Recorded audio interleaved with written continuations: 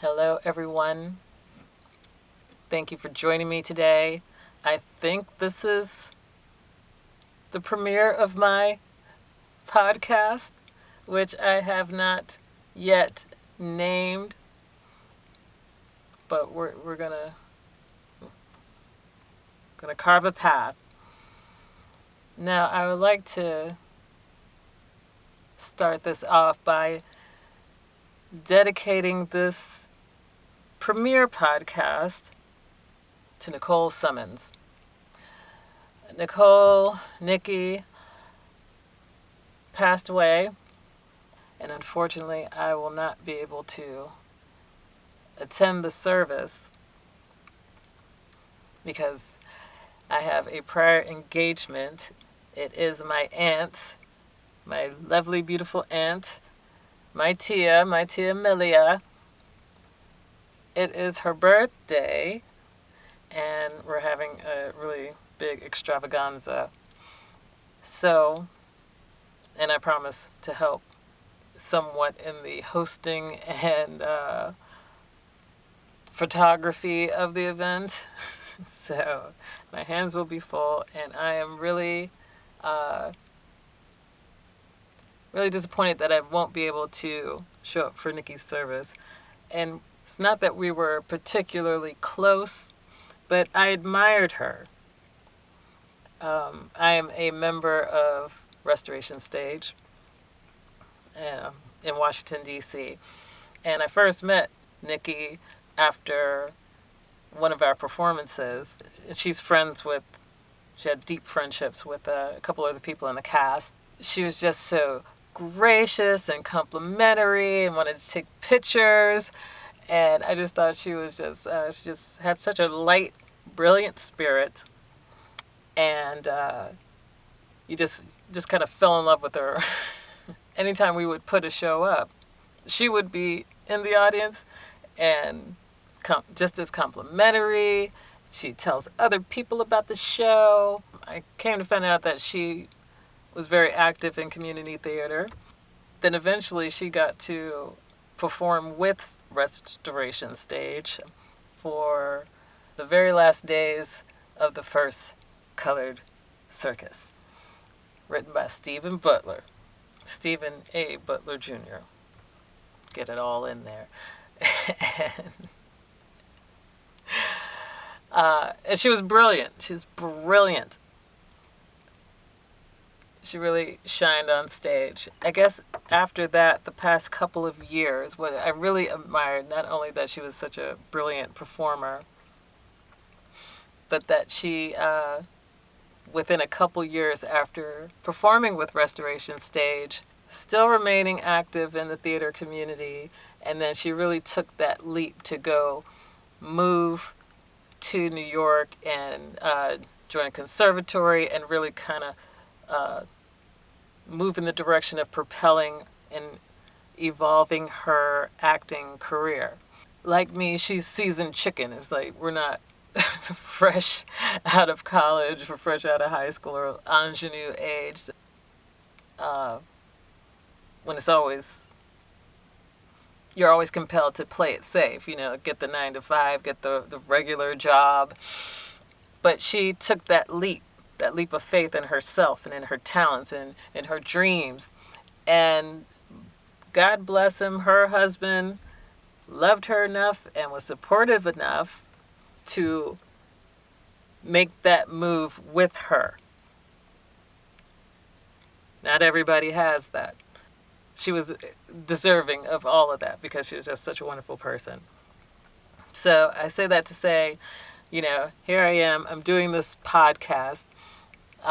Now, people have been telling me to start a podcast for a long time. I like to tell stories. People find me funny. And I'm an actress. But I am a natural storyteller. And, people have been like, oh, why don't you do your own podcast? Why don't you go on YouTube? All the things. Right now, I'm in an audio booth, a sound booth. This is the audio booth that Frank built. Franklin Myrie. Frank is my father, and he helped me build this. It's like once I started telling him that I wanted to, because the pandemic pretty much shut down theater and shut down a lot of the local acting work. And auditions were already transitioning into doing it from home. I live in an apartment with like very noisy neighbors. Very nice neighbors, but they're noisy. So I didn't know how I would be able to do any kind of voiceover work in my space. It's like I had to build a space. And because my father is a very skilled man, master electrician by trade, but, you know, man knows how to build stuff. He's done all kind of contracted work. So for years, it's like I had this resource in my hand, and all I had to do was ask. Be brave enough to start talking about the dream out loud with other people that love me and care for me. To be like, oh yeah, we can start working on that. And I thought I was going to do something rudimentary, like get some sound blankets with some PVC piping or something. It's just like, nah, that shit ain't going to work. It's like it's just going to topple over every time. So I'm just like, all right. And we have a very beautiful, soundly built booth here. I decided I was going to be a good receiver.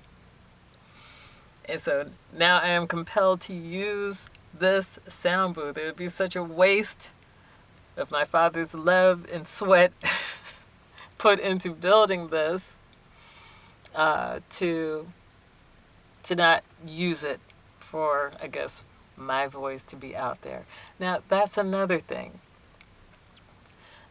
When I was a younger person, like all other actors,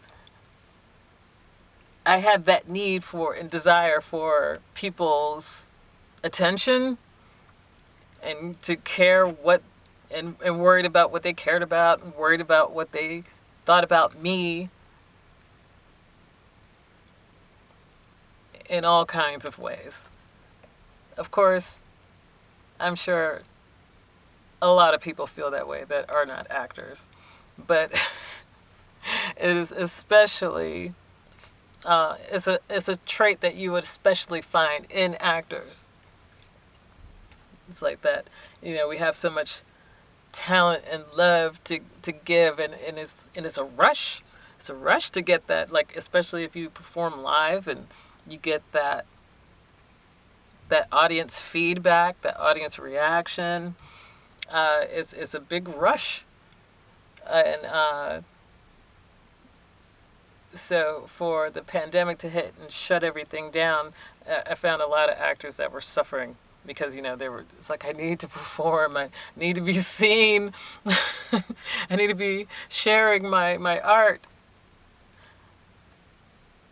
I found that when I was younger, and the more I craved and felt in lack of this attention, this validation from an audience or the outside world, other people, once I release that feeling, it's not that it doesn't rear its ugly head every once in a while, but, you know, I have more maturity and control over it, I guess. The less I needed, the more the work came. And but when everything shut down, I didn't freak out. I used that as a time to get even more quiet, more spiritually attuned, release the need for the outside validation, the outside attention, to really enjoy myself in my own company, and seeing the pitfalls of people paying attention to you. If you look on social media, if you look on YouTube, there's a lot of opinions about everything.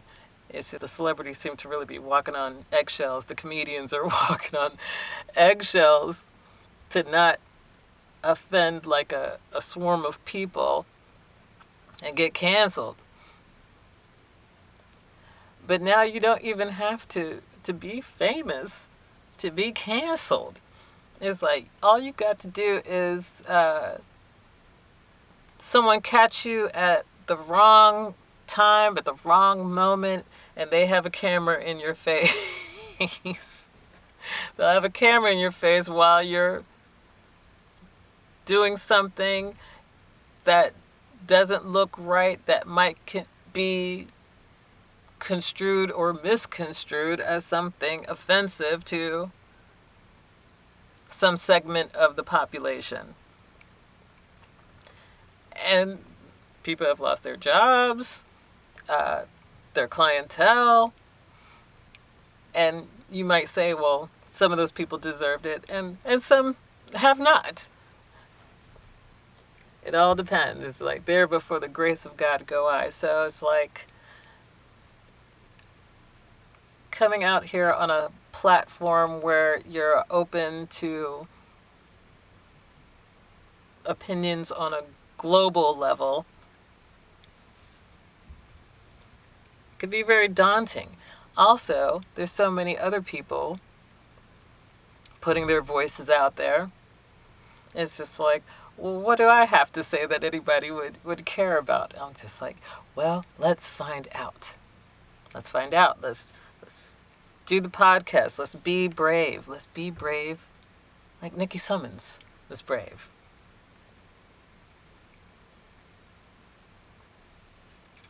So that's what I'm doing with this thing here. And I appreciate everyone being here. And if these feelings resonate with you in your life, leave a comment. It always helps. Don't forget to like, share, and subscribe. Don't forget to like, share, and subscribe so that you can keep up with me in all these wonderful, wonderful musings. I'm performing for you right now. I'm not sure we're quite ready to debut your song.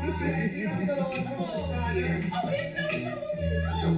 Practice makes perfect, right, girl? Oh, you're great, don't you, Essie? Oh, yeah. So let's rehearse Sunday to Sunday. Then it's settled. Now, since I don't have the music, I will need your ladies to help.